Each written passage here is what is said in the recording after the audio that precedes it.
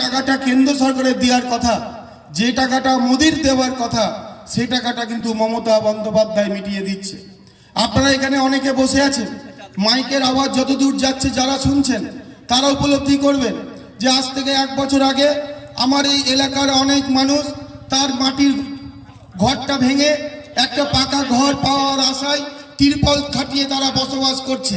অনেকে ভাড়া বাড়িতে থাকছে, অনেকে আত্মীয়ের বাড়িতে থাকছে, কেউ হয়তো আমাদের যে ভবঘুরে আবাসনগুলো করা আছে সেখানে অনেক মানুষ থাকছে। আমাদের জায়গা সীমিত, কিছু কিছু মানুষকে আমরা রাখতে পেরেছি।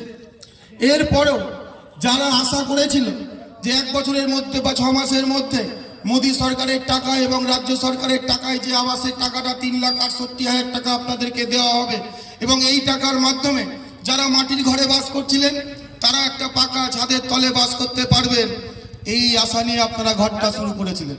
কিন্তু আমাদের খুব লজ্জা লাগে যে আজকে এই ঘৃণ্য চক্রান্তের মধ্য দিয়ে আজকে মোদী সরকার কিন্তু আপনাদের টাকাটা আটকে রেখেছে।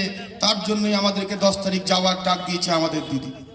আপনারা মনে করে দেখুন, 2021 সালে যে নির্বাচন, আমরা মমতা ব্যানার্জিকে 3য়বার যখন মুখ্যমন্ত্রী করলাম, তার আগে মমতা বন্দ্যোপাধ্যায় ঘোষণা করেছিল যে আমি যদি পশ্চিমবঙ্গ সরকারের